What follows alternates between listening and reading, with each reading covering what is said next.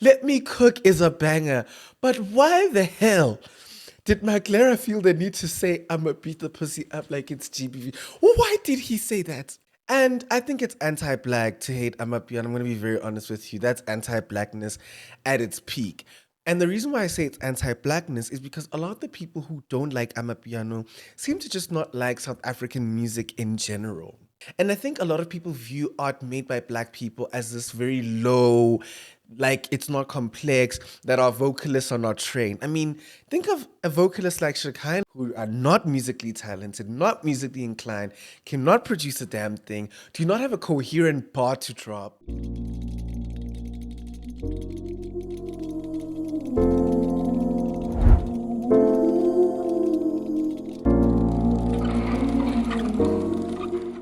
Trigger warning, mentions of sexual violence and assault throughout this episode. Good afternoon, my big stars, and happy December, right?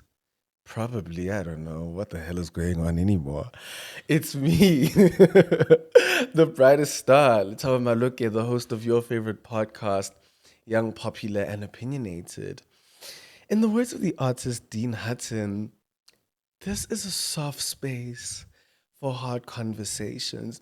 And I think today's conversation is, I don't know if it's soft or hard. It's somewhere in between. It's somewhere in between soft and hard. I mean, it has moments of being really hard, but for the most part, I think it's something accessible to everyone and everyone will relate to it because I think we've all been super mad over the last 2 weeks. So there's this new, okay, it's not a new song per se because I don't think it's had the chance to come out.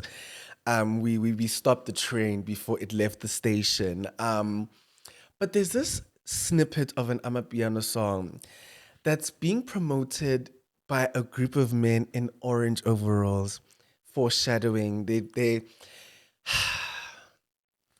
like predicting their future, I guess. They're predicting their future.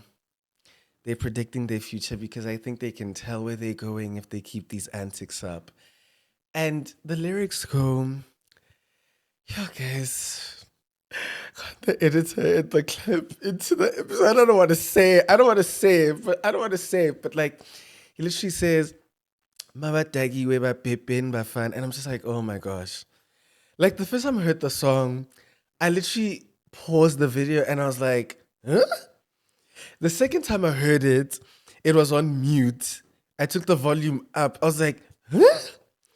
I go to the artist. I see him promoting it at a garage and he's promoting it literally everywhere where he can sit with his niggas and dance. They're promoting it. But what's even more alarming to me is that the comment section of the actual artist page, no one is saying anything. The supporters of his music, his craft, see nothing wrong. They went as far as to say they want, who's that nigga? Jima Shiko to be featured. Too short that be out. Please tell Too Short to tell these kids to stop singing about rape. Guys, the problem with Amapiano lyrics that are sexually explicit, because now let's get serious and get into the actual conversation for today. What's very problematic about Amapiano lyrics is that a lot of the time, the artists who are behind these very inappropriate songs, I'm going to be honest, they're not very talented. Like, I hate to be that person, but they're not very talented. And that's where I want us to start. Last year, there was a girl who made this video saying that, is she the only person who doesn't like Amapiano or something along the lines of that? And I stitched her video, right? And here was the very weird thing. A lot of people who don't like Amapiano, particularly black people, kind of wear it as like a badge of honor. Like, look at me. I'm not like the other girls. I don't like piano. And I think it's anti-black to hate Amapiano. I'm going to be very honest with you. That's anti-blackness at its peak. And the reason why I say it's anti-blackness is because a lot of the people who don't like Amapiano seem to just not like South African music in general. They like Beatenberg, I still remember you. But they don't like black South African music. I wonder why. I think for a lot of people who don't enjoy their own country's music, it's because they don't think it's technical. They don't think it's superior. They don't think it's complex. I think a lot of people who dislike Amapiano see it as this very low vibrational genre that doesn't require talent to make, right? And I disagree. I think if you listen to Kabza, Momo, Sam Deep, I'm sorry to the Kabza lovers, but Sam Deep is better. But that's a conversation for later. That's a conversation for later. I'm not trying to do that. I'm not trying to do that. But Sam Deep, I love him so much. I can't believe I haven't seen him live. I was supposed to see him at House of YMZ, but I was coughing the whole week, and I was not gonna cough it up in Mamaga Shaka. You guys know Mamaga Shaka is the size of the set. I'm not gonna cough it up, and I'm gonna cough, and Rose gonna look at me like, you need to leave. But anyway, I think there are plenty of artists who make Amapiano music that is not only challenging, it's lyrically deep, the musicality of it is of a high caliber, right? But apart from Amapiano, I think there's a lot of African artists, South African artists, who make music that is so complex. Langa Mavuso, Loiso, Zoe Mudicha. You know, I can go on and on. Miriam Makeba, Letambulu, Kefa Semenya. I'm going back, even rappers. Like, I'm not a fan of Keenan Forbes at all, but the music was great and it was complex. It was very complex to make. And I think he was one of the most like gifted samplers of our time. Like the way he sampled music, his interpolations, credible. Even Casper. I don't know what's going on with his bars currently, but I think he's a fantastic musician. Is there a decline? Absolutely. But he's a great musician. Ricky Rick was a phenomenal musician. Blackie. But anyway, so a lot of people think that art, I did visual studies, right? And in first year, we grappled with the concept of whether or not high art and low art exists, whether you need to be talented to make art or trained, or should you be making art for the sake of making art, expression, and simply sharing with us? Do you guys get what I'm saying? I hope you guys understand a bit of what I'm saying. And I think a lot of people view art made by black people as this very low, like it's not complex, that our vocalists are not trained. I mean, think of a vocalist like Shekinah, who is constantly going to vocal lessons, working with actual musical teachers to improve her craft. Think of Langa Mavuso, who was trained in the arts. Our artists are not just getting into. I mean, if you listen to an interview that Langa Mavuso did, I just forget which platform it was, and how he speaks about the inception of Intlizio with Loiso and how it started on the piano with guys, who are those guys? The Zulu guys, the two guys. Black Diamond. Did you guys know that Langamavuso started working on Intli with Black Diamond on the damn piano? They are talented. But unfortunately, with the accessibility of TikTok piano and the TikTokification of Amapiano, because let's be honest, Amapiano 5 years ago, the battle was tough because everyone brought out their best baddies. Everyone had a point to prove. I don't even think it's a hunger thing, but everyone who was dropping music during that era had to prove their talent. Like everyone was fighting for the GOAT status. Like I don't think you guys understand Amapiano politics and how for the longest time it was about who was the best producer, not who could get the most hits. People had to prove their worth via their skill and what they could do on that damn computer. What they could do even with things like Red Bull Symphonic. I think it's incredible how a lot of Amapiano artists and talent are trying to show us how they can translate it into a live performance, right? With the vocalist, with everything. But now making Amapiano has kind of turned into like SAPS. You know how I've said SAPS is no longer an aspirational career? How nowadays you can literally buy your position in there. You don't need to have a matric anymore. It's very lazy. It's for delinquents. You know how like our cops cannot read? Yo. The thing about it is, whenever I go certify documents, my mom says you must leave the YPO English at home. Go there and act like you've never been to school, because if you say incredible, like these like heavy things, they're not going to understand what you're saying. And it's not because what I'm saying is out of reach, but the men in the police force are delinquents. They're academic failures. They harass women. There are people who want an easy way out of life, and they're often like told, "Tamozama maphodisa, maybe ukake na." Like, it's not an as like the thing is, I hate the racism of American cops, right? I hate it absolutely. I hate how a lot of American cops see it as an opportunity to live out their worst fantasies of, like, I don't know, treating minorities terribly. You know the power dynamics in the previous episode. Your father had three pieces of chicken, you had one. They do that too, but a lot of cops, even of color in America, love to co-sign Republican rhetoric. You know, they're highly suspicious of people of color, and they think everyone is a criminal. But there are still people in that very same police force who see it as an honorable career. Like when you watch some shows, some documentaries, like, I want to protect people, I want to fight for people. I want to be in this for the greater good. And don't get me wrong, they have corrupt cops too. They have cops who have criminals in their pocket, who accept bribes, who turn the other way to drugs, to prostitution. We know. But for the most part, even in Europe, there's still this, you know, I must be a cop for the sake of society. But also with corruption in South Africa, we as Black people have this very weird thing that we've been suffering for so long, we must get the right to steal and subjugate others, and that's a problem. I understand that a lot of Black people are first generation matric certificate holders, degree holders. A lot of people are new money, and a lot of people are the first in their bloodline to have a mayor position, a councillor, a ward councillor, and a minister of this. But it's not an excuse to say, well, my entire lineage suffered. I must make sure that yours suffer too, because it's going to make sure that that cycle of poverty never ends. You earn more than enough money to cover yourself and your family, and some, but that's not the point. The point is, Amapiano is going through that exact same thing, where these delinquent niggas who are not musically talented, not musically inclined, cannot produce a damn thing, do not have a coherent bar to drop, have nothing meaningful to say on a song, are saying, let's do this music thing to just get out of the hood. And I hate that. I hate that. There is nothing wrong with music getting you out of the hood. That's not what I'm saying. Absolutely, your dreams must take you somewhere.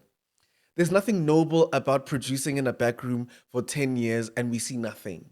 There's nothing noble about that. You need to eat. It's also why I hate it when people are like, oh, I miss when Sticks was Sticks is mainstream. Your favorite piano artist gotta eat. But way too many of the newer age artists are simply doing it because piano has been sold as something that is an easy way out of the hood. It's oh my gosh, everyone can make a song, so everyone should make a song, right? Remember, I spoke about it 2 years ago when I started TikTok that I have this deep problem with every single piano artist making music and framing themselves as I'm on the come up. That's not true. Not all of you are struggling. Not all of you are hungry, making the best beats we've ever heard. Some of you are not ascending in life because you are a delinquent. And so when we have a rise in men, particularly, who are infiltrating this genre for the sake of, I just want to make money out of this genre, I'm going to say whatever, I'm going to get a dance. That's how we get people like this. That's exactly how we get people like this. People who have no care in the world. Like, they're not conscious of anything that they say. Like, guys, remember, what's that song by McLaren and KO? Guys, I used that song for my graduation photos there. One of my favorite songs of all time. Let Me Cook is a banger. But why the hell did McLaren feel the need to say, I'ma beat the pussy up like it's GBV? Why did he say that? Did no one in the studio say, you know what? You're in the GBV and rape capital of the world. Maybe let's not align our musical, whatever we have with statements like that. Why are we saying that? And it's because there's this glamorization in music that's currently being made by men in this country of dominating women. The reason why I don't like that song is because it implies something very dangerous, right? Even with the song by Masilva that I first stated that once women are drunk, we can rape them. But this one is even more sinister because it implies that women, I mean, men, are entitled to women's bodies. Because when you say, "Nigga laba fana ikeke labo," then how will you ever frame rape as a crime if men are naturally entitled to your body? Like, this is something I've tried to communicate several times. Why consent is such a complex thing for South African men to conceptualize in this country is because they don't think that they should ask for something that's naturally theirs, right? Because when you think about how misogyny is drilled into the brains of South African women, it's this anonymity that you don't exist, that you simply are a shadow, right? You just exist in the background of men's desires, and that you're a vessel for men to eject their masculinity. That's why I hate these submission conversations, because that should be voluntary. That should be voluntary. Someone shouldn't force that into you. But when you are creating a culture where young men are singing along to songs like this, then why do you get surprised if a young man assaults a woman at a club and then once gets held accountable for it, he's like, "I don't understand. I bought her a drink. I thought I was entitled to sleeping with her." Or I complimented her and she didn't say anything. Like, did you guys see that clip of that woman who was taking an outfit video at an entrance of a club? Like, it has a green entrance, and her friend was taking the video, and a man walks past them and is like, "Oh my gosh, your friend is so pretty," right? And the girl's like, "Oh, thank you, you're so sweet." Immediately after she says, "You're so sweet," and this is caught on camera, he's like, "I'm sure your pussy tastes so good." Why would he say that? Why would he say that? Because a man thinks just because she was kind for exactly 5 seconds, that automatically signals entitlement and agreement and consent to making these sexually inappropriate conversations. I remember speaking about it as it pertains to comments under tweets, comments on videos. And we know that, yes, there's algorithmic bias to people who are quote unquote showing skin, people who are thirst trapping, blah, blah, blah, blah. But I don't think that there's anything inherently sexual about a naked body. I don't think so. And the same way that people think in these club spaces, particularly Amapiano club spaces, that if girls are wearing short dresses, then it's like a signal to assault. No, it's not. Someone could be naked in the studio right now, but that does not give me permission to touch them, right? That's not a sign of consent or entitlement, right? So that's why men get confused at, oh, why is it inappropriate for men to sing lyrics like this? But if a woman or a rapper, like think about Megan Thee Stallion, right? For example, if Megan Thee Stallion speaks about her body in a song versus someone like Lihleza saying, "Nigga laba fani keke labo," what's the difference? It's consent. Someone is speaking about their own body. They've created a sexual boundary in their own song, speaking about what their body does.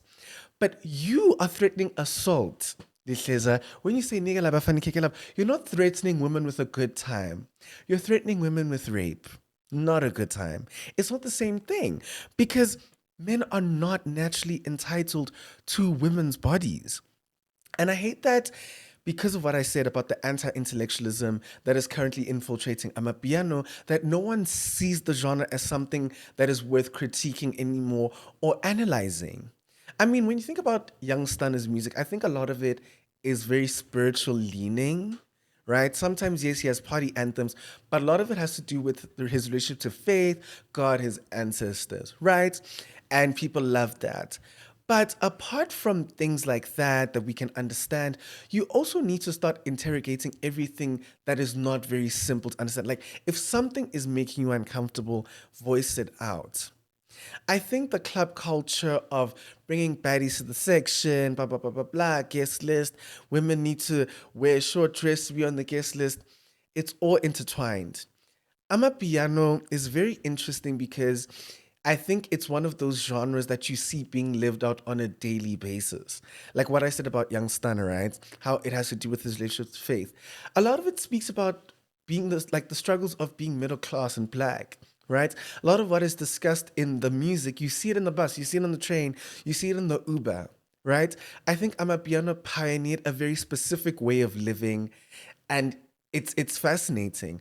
But unfortunately, what they're saying in the music is also a reflection of what is happening in our country. The men are telling on themselves. The men who are saying these things, they're telling on themselves. Because when you think about Amapiano artist culture, right? How so many of them are caught up in these scandals where they're being sexually inappropriate. Think about Basta 929. How many allegations of underage sexual relations has he gotten in the last 5 years? And yet people still continue to listen to him because they think, well, he's an artist. He should be able to buy a woman.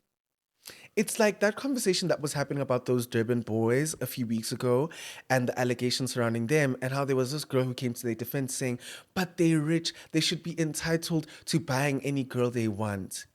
You can't buy a woman. Is she a slave? What do you mean you're buying a woman? Expand on that. Share with the class what buying a woman means. Because even within prostitution, right? You guys do know that you can rape a sex worker, right? Like someone paying someone to have sex with you does not translate with you having permission to assault them. Not the same thing.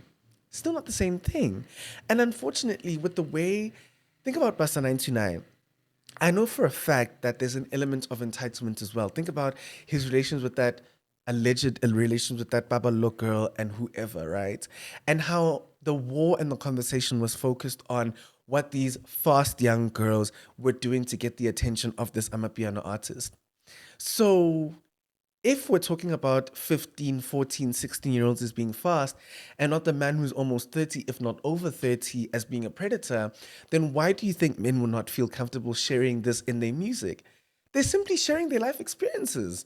No one's holding them accountable. No one ever calls it out. So if Buster 99 has been allowed to, have these inappropriate sexual relations with young girls, why do we get surprised when someone like Masilva says, Mabatagi weba pepin bafan? It's a reflection of their life and what they've been allowed to do this entire time. Because, guys, there is no such thing as a fast 14-year-old. Firstly, sexual predators do this very weird thing where they convince their victims that they're mature, right? A lot of people who are groomed are, I guess, sold this idea that they're the way they think, the way that they express themselves. And I have something to say.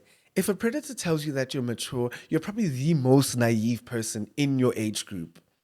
You're probably the most underdeveloped mentally, emotionally.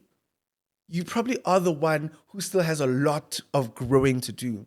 Because if they say you're mature for your age, it directly translates to you're the most easiest to manipulate, number one.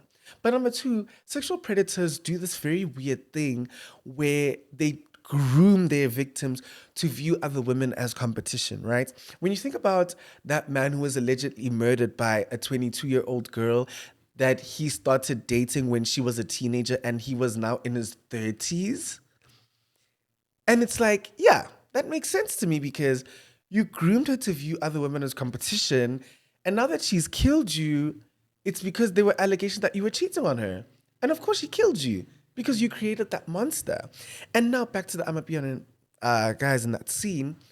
They do this very weird thing to women in the space where everything that these women do in the club becomes a performance for men. Remember in our episode about Alabuga and club culture and how I think a lot of influencers have been pimping young girls out for way longer than just this Russian start program, right? Something I said was that the dress code, like how I just said right now, when you tell women you can only come if you cleanly, like if you've shaved, wearing a short dress, no braids allowed, no sneakers allowed, right?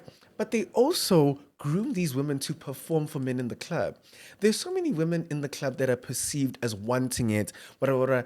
Guys, they're simply following the rules. They're falling in line. They're falling in line because that's the atmosphere that's been created. You are only given access if you perform for men like this. When you think about how these men have built an entire economy on the fact that one lucky girl gets to go with this Amapiano artist back to his house and he will trick on her. Think about that. Think about that for a second, right? That's what I'm saying. These Amapiano men are not telling you things that are hypothetical. It's happening in real time. What's happening in the club, what's happening in their homes, what's happening even in the studios, because you guys are getting organized stalker to record a shitty song.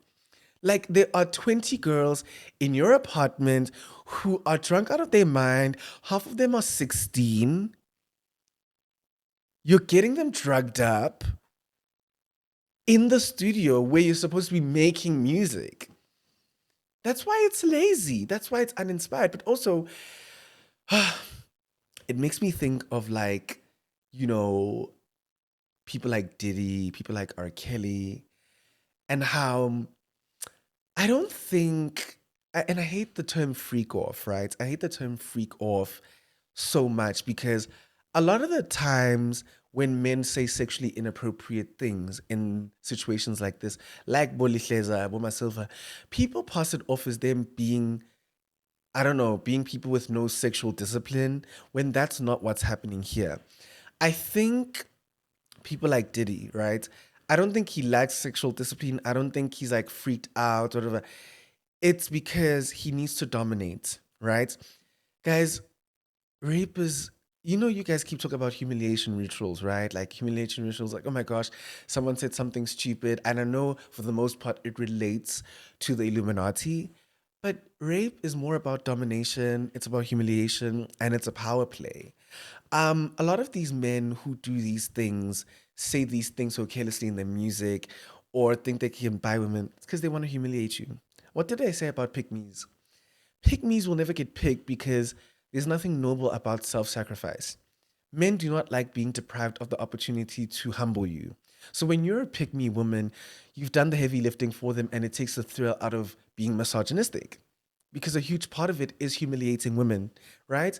Because what did I say about North Boy culture and the culture of tricks? It's not the same thing. It's never been the same thing. I don't think it'll ever be the same thing because trick culture means we want to buy women, right? We want to compensate women or exchange these resources for sexual favors.